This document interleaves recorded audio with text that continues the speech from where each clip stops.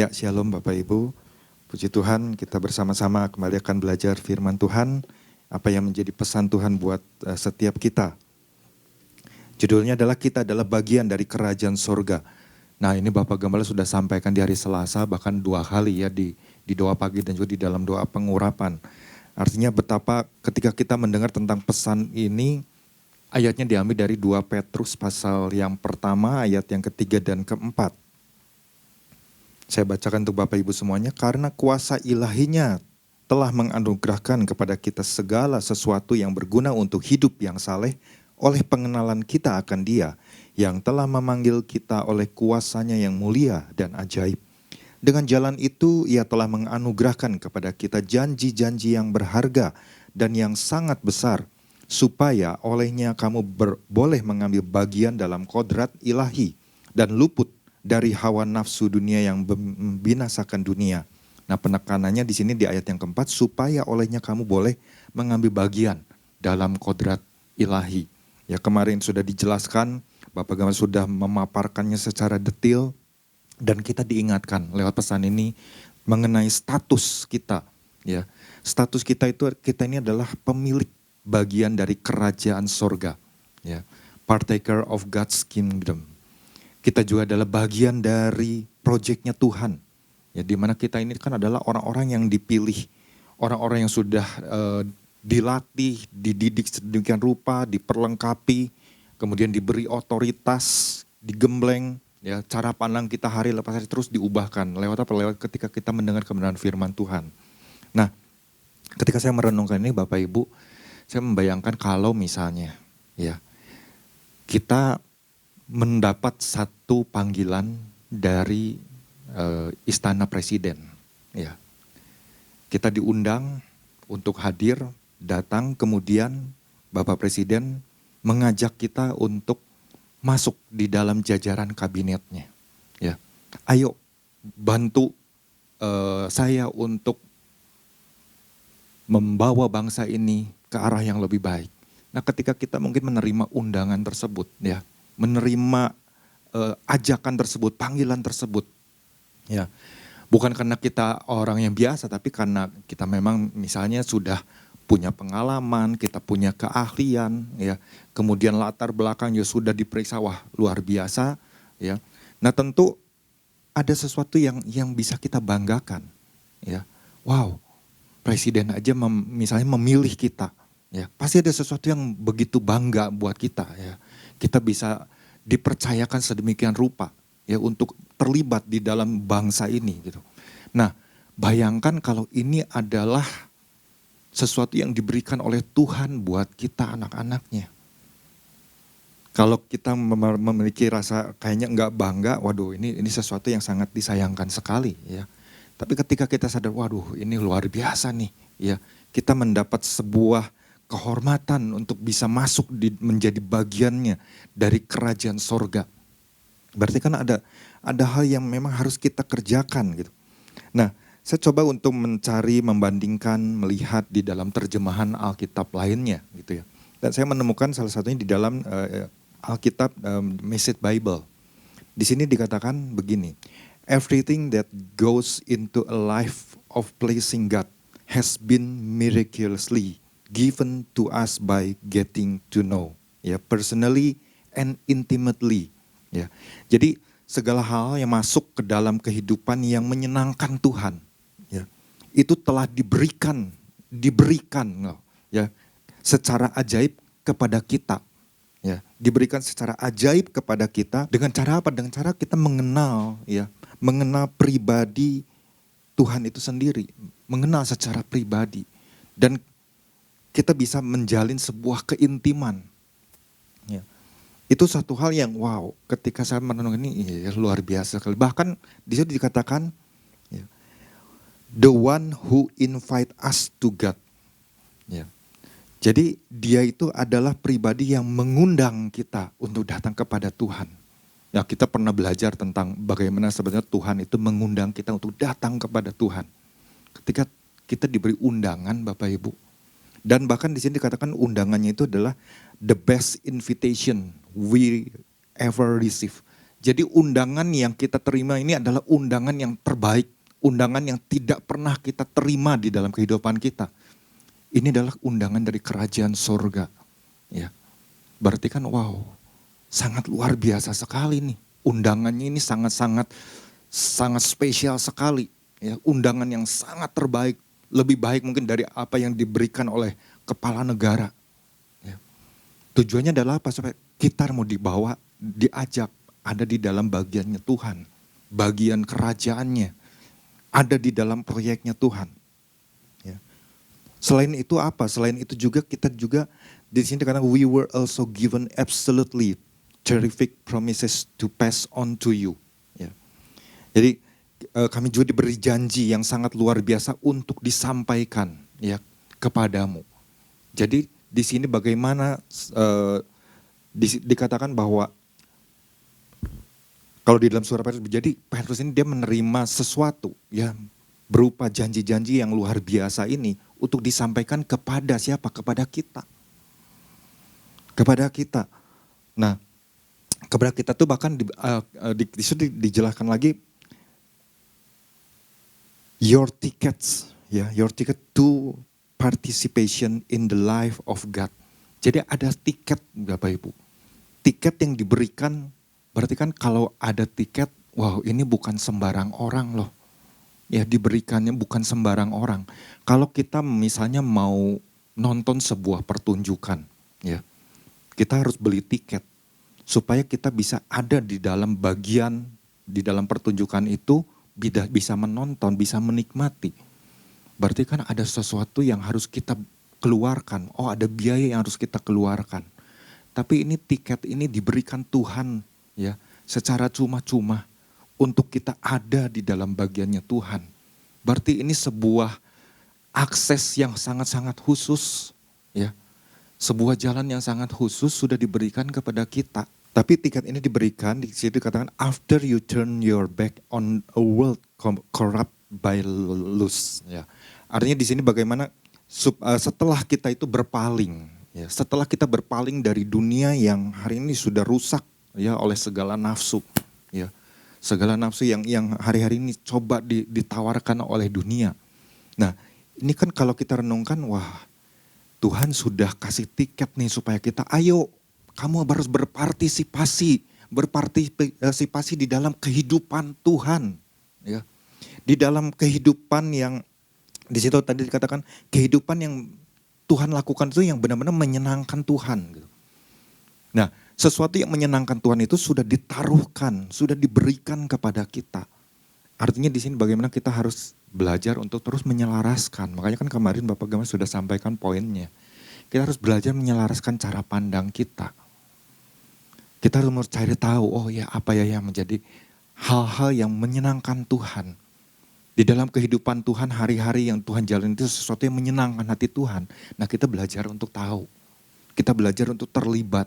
Belajar untuk cari ya hal-hal tersebut. Ya. Nah jadi di sini bisa kita bayangkan betapa luar biasanya diri kita. Ya, kita bukan orang sembarangan loh yang dipilih oleh Tuhan. Kita betul orang-orang yang mungkin sebelum mengenal Tuhan kita orang-orang yang biasa-biasa aja. Tapi dibuat luar biasa oleh Tuhan. Ya. Kalau kita renungkan kembali betapa kasih karunia Tuhan itu yang begitu besar buat setiap kita. Ya. Di dalam 1 Yohanes 3 ayat 1 dikatakan begini, lihatlah betapa besarnya kasih yang dikaruniakan Bapa kepada kita. Sehingga kita disebut anak-anak Allah. Ya. Kita disebut sebagai anak-anak Allah loh. Dan memang kita adalah anak-anak Allah. Karena itu dunia tidak mengenal kita. Sebab dunia tidak mengenal dia. Nah kalau dikatakan dunia tidak mengenal kita berarti kan ada sesuatu yang harus kita tunjukkan kepada dunia bahwa cara hidup kita tuh berbeda. Udah gak sama lagi dengan dunia. Yang mungkin dunia bilang kok jadi gitu ya aku seperti gak mengenal dia. Gitu. Karena apa? Karena dia mengalami perubahan. Gaya hidupnya udah bukan gaya hidup dunia lagi tapi gaya hidup kerajaan sorga. Nah ini yang harus kita terus belajar gitu ya. Kita harus gali. Nah inti pesan Tuhan ya Bapak Ibu bisa lihat juga di Warta ya di aplikasi RDMB. Nanti silakan renungkan kembali ya. Tapi intinya adalah di sini dikatakan Tuhan menyatakan bahwa masih banyak orang percaya yang tidak menyadari Wah, ini sangat disayangkan. Masih banyak orang percaya yang tidak menyadari bahwa mereka adalah bagian penting dari kerajaan sorga.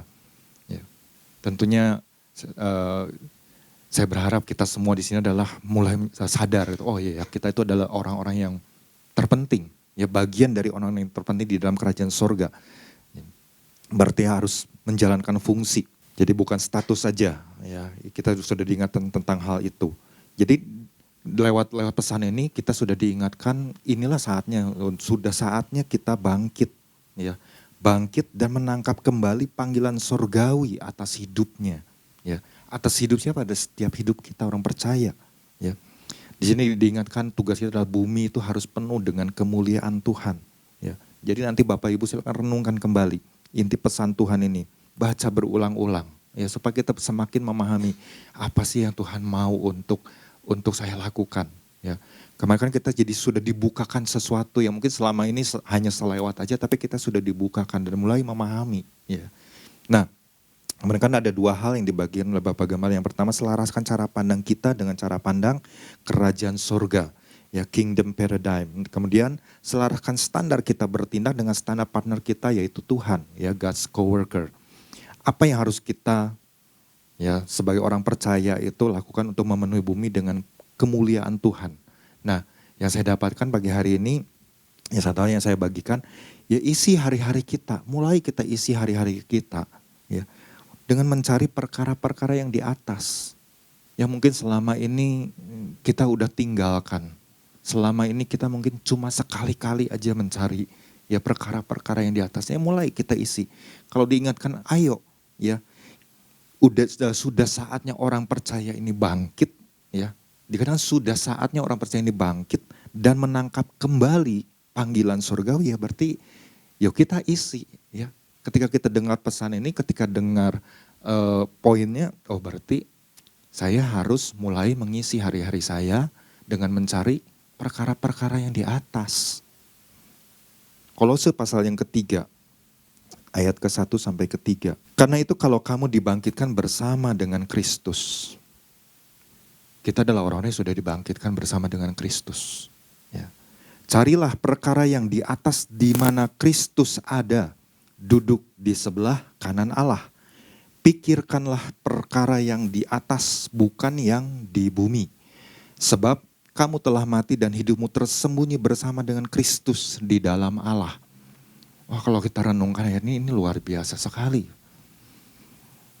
Kita sudah dibangkitkan bersama dengan Kristus dan kita diingatkan, ya, oleh Rasul Paulus ini, cari perkara yang di atas di mana Kristus ada, duduk di sebelah kanan Allah. Sebagaimana itu juga yang dilakukan oleh Rasul Paulus. Dia cari perkara yang di atas ketika dia mengalami perjumpaan dengan Tuhan. Dia lebih mementingkan hal-hal tentang kerajaan sorga. Dia tidak mementingkan tentang keberadaan dirinya, kepentingan dirinya. Tapi dia lebih mengutamakan apa yang menguntungkan kerajaan sorga. Itu yang terus dia cari. Dimanapun dia berada. Ya, dimanapun dia mungkin bertemu dengan orang-orang. Nah, mungkin ini kita bisa memulainya. Ya, selama ini mungkin kita cuma, ya saya katakan tadi, mungkin cuma sekali-kali aja, ya, terlibat. Tapi sekarang mulai, ya, setiap hari kita mulai cari perkara-perkara yang di atas. Jadi kalau kita diingatkan berarti ada sesuatu yang harus kita latih kembali. Ya, mungkin dulu kita pernah, wah, rasanya aktif tapi kemudian kendor. Ya, apalagi dengan terjadinya pandemi COVID, ya, yang sudah berlangsung cukup lama, ya, 2 tahun lebih ini. Ya, mungkin sudah menurun nih, berarti ada sesuatu yang harus kita lakukan lagi. Kita kembali latih lagi diri kita. Ya.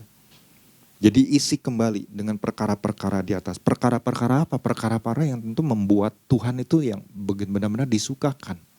Perkara-perkara yang benar-benar mementingkan kerajaan surga. Udah bukan lagi mementingkan kerajaan dirinya sendiri.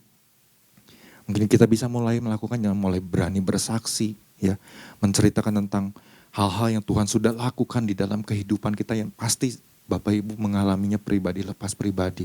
Kita bisa bagikan itu kepada orang-orang. Ya. Jadi mulai, ya, artinya di situ kita mulai mencari perkara, kita bisa menguatkan orang, ya. Ketika orang mungkin lagi cari yang namanya kebenaran, mencari yang namanya keadilan. Kalau dunia kan bisa dengan berbagai cara, sesuatu yang harusnya dijalankan, tapi karena satu dan lain hal aja bisa diselewengkan seperti itu. Tetapi di hadapan Tuhan tidak ada yang seperti itu. Ya itulah yang harus kita terus nyatakan. Ya, apa itu perkara-perkara yang di atas? Apa itu perkara-perkara yang ada di bumi? Ya, perkara-perkara yang di atas maksudnya adalah perkara-perkara yang dimana kita itu harus ya menyelaraskan kembali cara kita menilai, cara kita mempertimbangkan, cara kita memikirkan segala sesuatu. Ya, ini kan sesuai dengan apa yang Bapak Gembala sampaikan. Jadi selaraskan cara pandang. Nah berarti bagaimana cara pandang kita bisa diselaraskan? Ya berarti dari hal-hal apa saja? Cara kita menilai sesuatu, ya bahkan segala sesuatu. Mulai kita menilai dengan benar, kemudian mempertimbangkannya, kemudian memikirkannya. Jadi kita seolah seperti men-setting kembali, ya men-setting kembali diri kita, mengulang kembali diri kita, ya mulai dari awal. Ya mungkin selama kita iring Tuhan ada banyak kegagalan-kegagalan, kita tidak memenuhi kehendak-Nya, kita tidak melakukannya dengan sebuah ketaatan. Ya. Nah mungkin di situ kita mulai menilai apa yang salah yang pernah saya lakukan nih.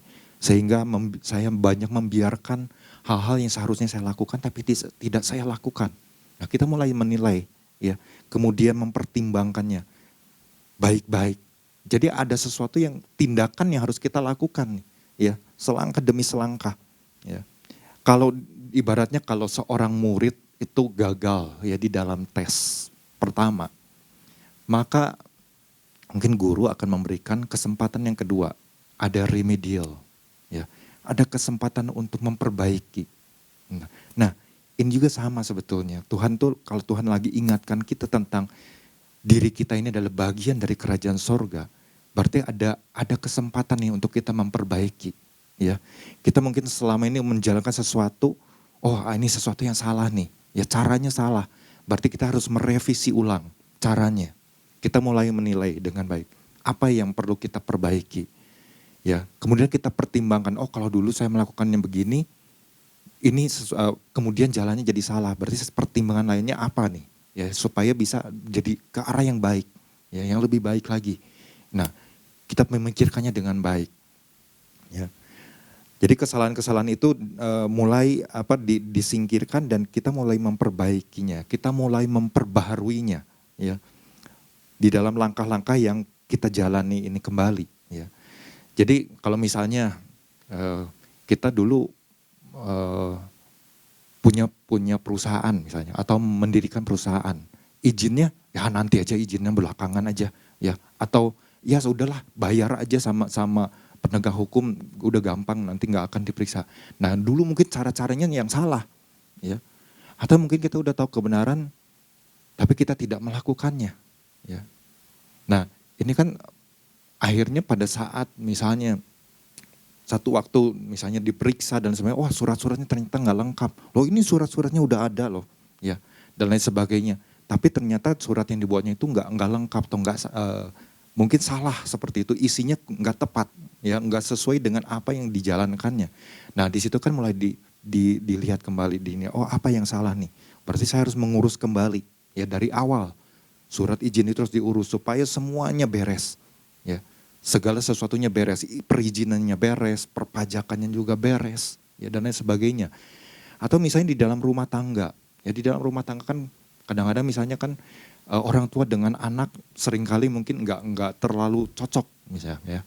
Kadang-kadang anak pengennya begini, orang tua pengennya begini, orang tua mungkin terlalu mendikte anak sehingga anak merasa, kalau misalnya iring Tuhan tuh seperti dipaksa seperti itu, ya. Akhirnya membuat si anak tuh mungkin merasa tertekan dan sebagainya. Ya. Nah mungkin ada cara-cara yang salah waktu kita mengajarkan kepada anak. Sehingga anak mungkin mengalami satu ketekanan. Ya. Nah mulai kita menilai, ya, apa nih yang salah yang selama ini saya lakukan. Kemudian kita mulai mempertimbangkannya. Kita mulai memikirkannya, mungkin tujuannya baik, ya, tapi caranya salah. Berarti kita harus perbaiki. Ya, kita mulai ya membimbing anak kita dengan benar. Kita mulai membekalinya, oh ini loh ada kebenaran firman-Nya. Kita terus berdiskusi. Kita nggak terlalu mendikte, tapi membiarkan dia mengeluarkan pendapatnya. Dan bersama-sama men-sharingkannya. Kemudian mencari jalan keluarnya. Nah di situ kan ada sebuah pemulihan. Ya. Ada hal yang bisa dilakukan, berarti oh ini ya. Berarti ini yang harus saya lakukan. Gimana ketika mencari perkara-perkara yang di atas ini. Nah jadi ini yang harus kita sama-sama ya belajar. Yang keduanya kita juga harus berpikir dan bertindak sesuai dengan pikiran dan tindakan Kristus. Nah ini kan sama dengan apa yang Bapak sampaikan. Ya. Selaraskan standar kita yang bertindak dengan standar partner kita yaitu Tuhan. Jadi waktu kita melakukan segala sesuatu tentang mencari perkara-perkara di atas, kita mulai harus berpikir dan tindakan kita juga benar-benar harus sesuai dengan pikiran dan tindakannya Kristus. Ini kira-kira kalau pikiran Kristus, kalau saya melakukan ini benar enggak? Nah kita belajar untuk terus ya berpikir, kemudian bertindak dengan cara yang benar. Ini yang harus kita terus kerjakan hari lepas hari. Ya. Nah saya sangat setuju dengan apa yang Bapak sampaikan ini. Ya itulah yang memang harus kita lakukan. Ya. Ketika kita mendengarkan kebenaran firman Tuhan, mulai kita berpikir, kira-kira kalau saya melakukan ini gimana? Ya. Dan bahkan kalau kita perlu mungkin mendiskusikannya dengan gembala dan lain sebagainya, orang-orang yang terdekat, ya, supaya kita punya masukan-masukan apa yang harus kita lakukan, nggak ada salahnya, ya kan? Justru itu membawa kita kepada arah yang lebih baik. Ya. Mungkin selama ini nggak pernah melakukannya, sekarang mulai melakukannya. Ya, ada perbaikan-perbaikan, ya, ada tindakan-tindakan yang harus kita terus ya perbaiki. Nah, sedangkan apa yang dimaksud dengan perkara-perkara di bumi, ya, ini kan tentu berbicara tentang mungkin hidup orang tersebut, ya, dia lebih banyak mengikuti cara-cara duniawi. Ya, yang pasti cara-cara dunia yang selalu dia adopsi, ya. Di mana segala perintah, segala peraturan atau ajaran yang mungkin selama ini waktu iring Tuhan, ikut Tuhan, dia udah dengar, ya, dia udah tahu, dia udah pelajari, tapi dia tidak menerapkannya, dia tidak melakukannya di dalam kehidupannya. Tapi justru dia lebih berpikir dengan cara-cara dunia. Nah ini perkara-perkara yang di bumi yang terus dia cari. Ya. Dan tujuannya udah pasti ya untuk dirinya, kepentingan dirinya, atau mungkin mencari puji-pujian dari orang lain. Dan bahkan apa yang mungkin dia sudah pelajari, apa yang dia tahu tentang kebenaran itu, tidak sama sekali membawa dirinya itu kepada pengenalan akan Kristus yang lebih sungguh-sungguh lagi. Nah ini yang harus kita sama-sama mungkin renungkan, oh apakah selama ini waktu saya sudah tahu firman Tuhan, tapi saya tidak melakukannya loh. Bahkan wah kalau dikatakan mengenal Tuhan, oh mungkin jauh dari hal itu ya. Berarti ada sesuatu yang salah, itu yang harus kita perbaiki. Ya mulai kita cari perkara-perkara yang di atas. Kemudian apalagi yang tentang perkara-perkara di bumi. Segala sesuatu yang ada dalam pikiran orang tersebut, ya orang percaya tersebut, perkataannya, perbuatannya, tidak menunjukkan sifat sebagai manusia ciptaan baru. Tapi yang ditunjukkannya sifatnya adalah sifat manusia lamanya. Jadi sama sekali nggak ada perubahan waktu udah ikut Tuhan. Caranya cara yang lama juga yang terus dipakai. Ya. Itu yang membuat orang itu jadi di dalam kehidupannya sama sekali tidak memberikan dampak. Ya. Wah udah ikut Tuhan kok masih tetap aja ya seperti itu. Gitu. Ya. Ini yang jangan sampai kita dinilai seperti itu. Atau juga bisa juga perkara-perkara di bumi adalah hal-hal di mana apa yang dilakukan itu benar-benar bertentangan dengan apa yang menjadi kehendak Allah. Ya. Mungkin masih bergelut dengan dosa, atau masih terlibat dengan okultisme, ya, terlibat dengan ramal-meramal, percaya mungkin dengan bintang, horoskop, sio dan lain sebagainya. Dan masih banyak lagi yang sebetulnya kalau kita renungkan baik-baik, sebenarnya banyak hal yang diajarkan waktu kita menerima pesan Tuhan ini. Ya. Nah itu yang harus kita renungkan kembali. Ya. Supaya kita bukan lagi menjadi orang yang mencari perkara-perkara di bumi, tapi perkara-perkara yang di atas. Nah lalu bagaimana supaya kita bisa memulai memikirkan kembali. Mulai kita melangkah mengisi hari-hari kita itu dengan mencari perkara-perkara di atas. Ya jelas kita harus punya yang namanya keterhubungan yang pertama. Keterhubungan itu kan ada sesuatu yang sudah sering diingatkan. Keterhubungan dengan siapa? Dengan pribadi Tuhan itu sendiri. Mungkin yang selama ini sudah mulai jarang dilakukan, bahkan udah gak pernah dilakukan. Ya. Kalau kita diingatkan bangkit, ya berarti harus bangkit. Gitu. Ya. Harus mulai sebuah langkah, harus dimulai dengan sebuah tindakan. Ya. Harus mulai dengan saya harus mendisiplinkan diri saya. Saya harus terus mendisiplinkan diri saya tiap hari. Ya. Jadi itu yang kita buat komitmen terhadap diri sendiri. Kalau terus didorong-dorong ya dari pimpinan gereja, dari gembala, tapi kita nggak pernah melakukan, ya itu sangat sulit. Ya. Tapi kalau kita memulai menyadari sendiri ya tentang status kita, tentang undangan Tuhan, ya tentang hal-hal yang Tuhan sudah janjikan, kita mulai menyadarinya, berarti ya harusnya kita benar-benar berbalik, ya, bertobat. Ya. Nah kemudian apalagi yang harus kita lakukan supaya kita bisa memikirkan kembali atau mencari perkara-perkara yang di atas. Ya mau ngomong kita harus terus bergaul, melekat sama Tuhan. Itu yang harus terus kita cari, ya melekat sama Tuhan. Ya. Bergaulnya itu tentu dengan cara yang konsisten. Ya. Artinya kita berjanji pada diri kita sendiri dan berjanji di hadapan Tuhan. Tuhan saya mau melakukan ini, saya mau benar-benar mengenal Tuhan. Kalau kita kan sudah diberikan fasilitas, oh iya ya Tuhan sudah memberikan Roh Kudusnya. Berarti saya harus terus, kemarin kita diingatin dalam doa pengurapan. Kita harus punya satu kerinduan yang sangat-sangat dalam ya untuk mengalami baptisan Roh Kudus, mengalami kepenuhan Roh Kudus. Ya. Terus kita cari. Ya. Dan pasti kalau kita datang dengan sebuah kerinduan seperti yang Tuhan mau, ya, yang Tuhan lihat hati kita, ya, itu pasti kita akan mendapatkannya. Ya. Waktu kita mungkin datang sama Tuhan, melekat sama Tuhan, enggak berbicara cuma berdoa, memuji, menyembah Tuhan, tapi benar-benar ini harus terus kita disiplinkan loh. Ya bergaul sama Tuhan ini yang harus terus kita disiplinkan di dalam kehidupan orang-orang percaya. Ya. Dan waktu kita mendisiplinkan diri kita itu, orang-orang di sekitar itu bisa merasakan dampaknya. Orang-orang bisa merasakan, oh waktu itu kenapa dia menjadi berbeda. Oh karena dia sudah mulai dekat dengan Tuhan, belajar untuk dekat dengan Tuhan. Dimana waktu berbicara, ngobrol udah sesuatu yang berbeda. Ya. Perkataannya udah berbeda, karakternya, sifatnya udah mulai berbeda. Itu membuat orang tuh melihat, wih kok ada sesuatu yang berubah ya. Nah ini kan memberikan sebuah pengaruh ya. Untuk membawa orang tersebut juga mengenal Tuhan, mengenal pribadi Tuhan. Dan jangan lupa, apalagi ya waktu kita belajar memikirkan perkara-perkara yang di atas. Mungkin kasih yang mula-mula itu yang harus terus kita kobarkan. Kasih yang mula-mula yang mungkin selama ini udah menjadi dingin ya. Kita diingatkan tentang adanya musim dingin rohani. Berarti ada hal yang harus kita kobarkan lagi. Apa nih? Oh iya, kasih yang mula-mula. Waktu saya pertama bisa kenal Kristus, bisa mengenal Tuhan. Nah itu yang kembali kita datang sama Tuhan. Tuhan saya pengen kasih yang mula-mula itu jangan sampai hilang. Tapi dikobarkan kembali. Ya supaya kerinduan saya sama Tuhan itu benar-benar bisa saya alami kembali. Karena apa? Kita dengan bangkit, ya, bangkit kembali. Nah kemudian kita harus belajar juga untuk mempraktekkan apa yang menjadi kehendak Bapa di sorga. Ya. Di dalam hari-hari yang kita jalani ini, ya gimana caranya? Ya mulai mengaktifkan kembali dong.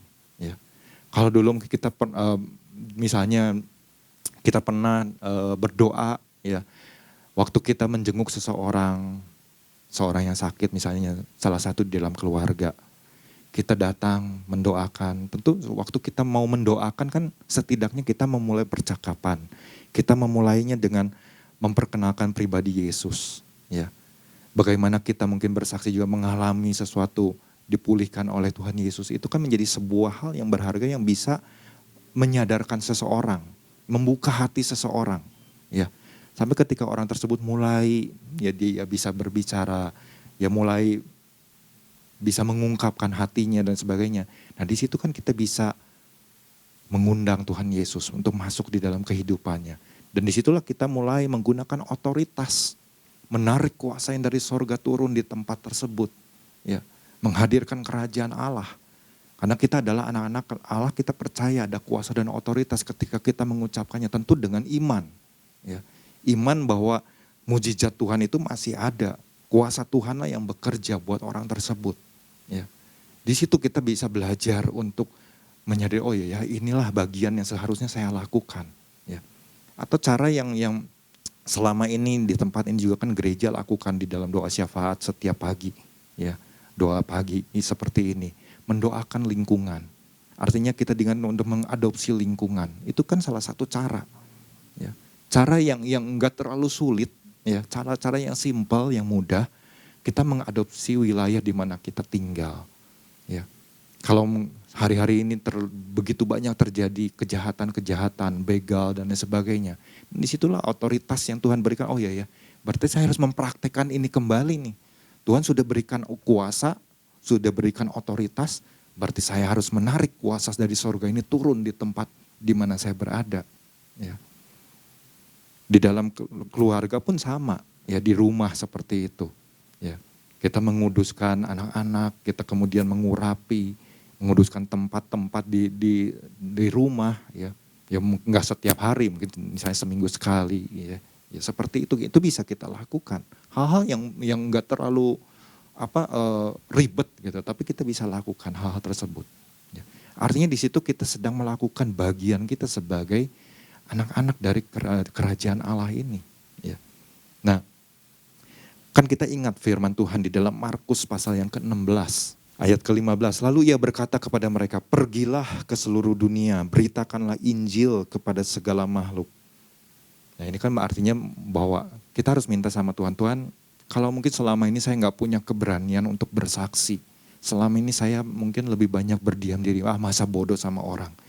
Nah datang sama Tuhan, ya, mulai kita minta Tuhan beri aku keberanian supaya aku bisa memberitakan kabar sukacita, memberitakan tentang siapa Engkau.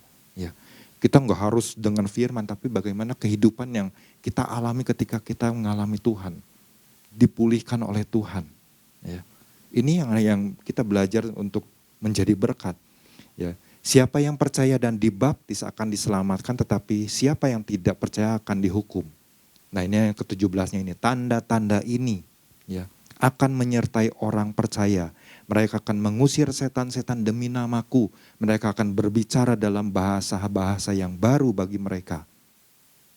Mereka akan memegang ular dan sekalipun mereka minum racun maut, mereka tidak akan mendapat celaka. Mereka akan meletakkan tangannya atas orang sakit dan orang itu akan sembuh. Nah ini kuasa loh yang sudah diberikan. Tanda-tanda ini akan menyertai ya orang percaya. Artinya iya berarti itu yang harus saya aktifkan kembali nih. Saya harus praktekkan kembali. Yang selama ini mungkin udah saya tinggalkan seperti itu. Ya belajarlah seperti itu. Artinya waktu kita mulai menyadarinya, ya berarti saya harus mulai nih cari perkara yang di atas. Ya. Nah itulah yang pagi hari ini bisa saya sharingkan untuk Bapak Ibu semua. Ya. Biar lain juga boleh terus memperlengkapi. Ya. Apa yang harus kita lakukan, apa yang harus kita isi. Waktu kita diingatkan kita adalah bagian dari kerajaan sorga. Berarti ada perkara-perkara yang mungkin selama ini sudah kita tinggalkan. Perkara-perkara di atas yang selama ini kita sudah mengacuhkannya. Ya. Atau mungkin pesan-pesan Tuhan yang kita terima di setiap minggunya. Kita acuh. Ya. Sebagai orang percaya mungkin enggak semua orang melakukannya. Hanya sebagian orang saja. Nah kalau Tuhan ingatkan masih banyak orang yang tidak menyadari ya tugas dan fungsinya, cuma menyandang status saja. Artinya yuk mari kita sama-sama ya, sama-sama kita bangkit ya. Tentu itu juga buat diri saya juga ya. Tuhan Yesus memberkati.